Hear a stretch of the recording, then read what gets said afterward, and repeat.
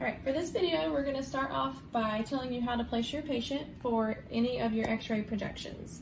So for your patient, you want to be sure that their head is supported by the headrest, because as soon as you go to put in the receptor, their tendency is going to be to pull back. So if you have their head supported, they will always be in the right orientation that you need them to be in to take x-rays. The next thing you want to do is make sure you grab your lead apron. So these are hanging on the walls in all the operatories. When you're in lab, you're just going to lay it on his lap. You want to make sure it's not folded and laying flat. For your patient, you would put it on them the way you are supposed to. The next thing you want to do is make sure the patient's height is good for you. So if you're a taller person, you might want to raise the chair, and if you're a little shorter, you might want to lower the chair. But you just want to be comfortable so you're not bending over and contorting your body in weird ways. All right, the next thing we're gonna show you is the template over here. So this is a template that we have, you guys. There's one in every room for a full series. So if you were to take all 18 images, this is what they would look like. You'll see that the posterior periapicals are yellow, and that is because you're going to use the yellow XCP for these images. The anteriors are blue because you're going to use the blue XCP, and then your bite wings are red for the red XCP. It also shows you the orientation that the receptor goes in the mouth, so you'll notice these are horizontal, whereas these are vertical. All right, these images show you what teeth should be in each image. So for example, on your anteriors, this shows that you should have your lateral and your canines centered on the image, and you'll see a little bit of each tooth on either side. For your central, you're gonna center the two center teeth, and then so on. You have 4 lateral canine images and then 2 central images. For your posteriors, you always have premolar and molar periapicals. For your premolar images, you want half of the canine. For your molar images, you want half of the second premolar. The same criteria goes for bite wings for molars and premolars, half of the canine, half of the premolar. The last thing you'll notice for this template is that you have arrows on all of the images. These arrows show what contact you want to open for the particular image. So for each image, there's always only one contact you're opening. So the one that typically gets most confused are the bite wings. You only need to open the one contact. So if these are overlapped, that's okay, as long as this one is open. Same thing for your molar. The arrow is between the first molar and second molar, so that is the only contact you need to open for this image. All right. When you get everything set up, the next thing you want to do is go out of the room and set your control panel. You always want to set the control panel before you put the receptor in the patient's mouth, because once it's in their mouth, you want to be as quick as possible. So you'll go out of the room, set your control panel, and then come back in to put it in the patient's mouth.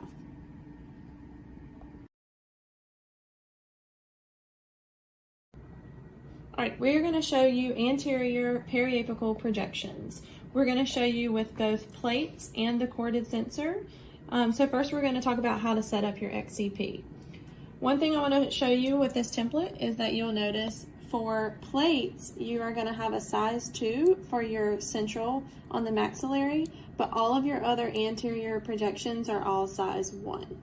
All right, and that's what this looks like. You can see that this one is a lot smaller than this one. So we'll use a size 2, and it says 2 on this side for that one image, the central maxillary image, and then for all the other ones, we would be using a size 1. Now, when you're using corded, you're just using the corded sensor, so the size isn't going to change. You use the same sensor for all of the projections. All right, so for setup, for your plates, I'm going to open one to just show you, but you see that there is writing on this side, and when you open it, there is blue on this side. This is the side that you want to expose. It's the side of the plate that holds the image for you. All right, so when it's packaged, that's going to be the black side.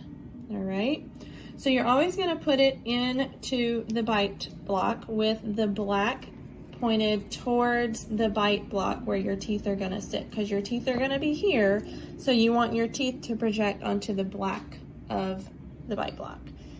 Another thing, if you notice, I kind of tucked this extra material back and into the bite block just so that I made sure the plate was seated all the way down in the bite block. All right, the next thing we're gonna do is attach the arm. On the arm, you'll notice that we also have the colors. So we're gonna put the blue, there's blue and yellow, they work for both. The blue and yellow into the blue bite block. And you want it as far out as possible. All right, the next thing is to put your ring on. And again, we have the 3 colors, so we're gonna put blue. I'm gonna show you first how you would do it incorrectly. So if you slide it on, when you look through the circle, straight through the circle, you're gonna notice that the bite block is not centered in the circle. You can't see the receptor. That means it's incorrect. If you take this ring off and you flip it the other way, you're gonna notice that when you look through the circle, you can now see the entire receptor. So always look straight through that circle, and that lets you know that you have this on correctly, your ring. Okay, now I'm going to show you how to put the corded sensor together.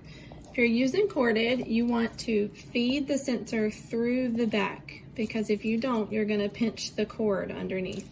So always feed it through the hole, and then bring it and seat it in the bite block. Okay, again, the cord, you don't want to expose that. So that's always going to be on the back side, and then the flat side of the sensor is going to be towards where your teeth are going to sit, towards the bite block. All right, the arm and the ring work the same way. So I'm just going to leave it set up. You just put the blue into the bite block, and then just double check that your ring is on the correct way, and you can see the sensor through the circle, and that's how you know you have it set up correctly. All right, so I'm going to show you now how to place a central maxillary projection. So first, you want to identify the teeth you're taking an image of. So your centrals are the 2 in the middle. You are going to take your receptor. You're going to kind of lay it down to get it into the mouth. Pull your cord out of the way so that he's not going to be biting on the cord. A lot of times you can wrap it around the arm like this, just to keep it nice and secure out of the way for you. All right, once you have slid the receptor in, you're going to pull it back up vertically so it's parallel with the teeth. You're going to bring the bite block so that it is in contact with the teeth on the arch you are taking an image. So this means since we are taking the image on the maxillary centrals, we always want the bite block touching those 2 teeth before we close the patient. We also want the patient biting as close to the edge of the bite block as possible. So we would not want him to bite here. We want him to bite here, all the way at the very edge. To make sure that we have the 2 teeth centered, you'll notice there is a line on this bite block. That line is in the center of your receptor, and so you know if you have this lined up with the center of those 2 teeth, that you are centered and have the correct 2 teeth in the image. All right, once you have it where you want it, you're just going to close the patient down gently. Don't close him too hard. If you do, the sensor will bend in his mouth. So close him just enough that it is holding steady. All right, so now that we have that placed, we are going to line the PID up to the patient and the XCP. All right, so the first thing you want to set is your vertical angulation, and this is the angle up and down. Okay, so to make sure we have the correct up and down angulation, we want to be sure that the line on your PID is parallel to the line on your XCP, okay?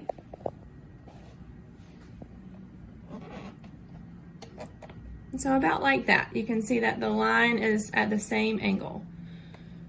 Once you have your vertical set, you're going to set your horizontal, which is your side to side, left and right. You know that this is correct, again, when the arm is now parallel with the PID running this direction. So we're not angled here or here, but here. The second way to check both of these things is to pull the PID up to the ring. And you'll notice that the PID is flush all the way around. So for example, if it were incorrect, you would see, for example, if your vertical is incorrect, you're closer to the ring with the bottom of the PID and further at the top. All right, and then the same thing would go for horizontal. If you were incorrect with horizontal, you would see that you'd have more space on one side than the other. So you always want to be flush all the way around the white circle, just like this. Then you would run out, hit your button, be as quick as possible because your patient does not like this in their mouth. And then as soon as you come back in, you want to go ahead and take it out of the patient's mouth. All right, your next projection is the lateral canine. So again, always identify which two teeth you're taking an image of. For this Dexter, we have a broken canine, and then this is the lateral. For getting the receptor into the mouth, it is the same as the central. You're going to lay it flat, and you're going to go straight in just like the central. But what you're going to do is once you're in there good and you are in the roof of the mouth and have good clearance, you are just going to swing it over this way to get, again, this line centered on the two teeth you're taking an image of. We're still having him bite as close to the edge of the receptor as possible, or as close to the edge of the bite block as possible, and then we would just close him down. Now, one thing I'll show you with this Dexter is since he has a broken tooth, the bite block is going to have a tendency to kind of fall like this into that hole. And this is going to mean that your teeth are going to be crooked on the receptor, and you may miss what you're trying to get an image of.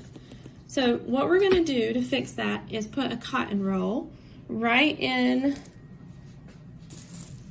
the area where the tooth is missing.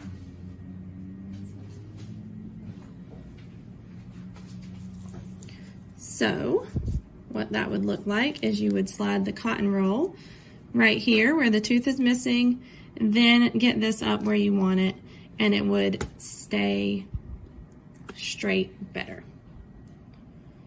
All right, and then you line up the PID the same way you do for the centrals. You get your vertical, then your horizontal, and take the image. Your other lateral canine is the same, and then you're going to drop to the bottom to take the same images just on the lower. So you still have a lateral canine, a central image, and then another lateral canine. There's not much difference here on these. You still enter flat. You do want to get the tongue out of the way because you want to be under the tongue. And then you're going to kind of drop it in the floor of the mouth. You want to be at the edge of the bite block again. Make sure the two teeth that you want are centered. Close your patient and line your PID up and expose.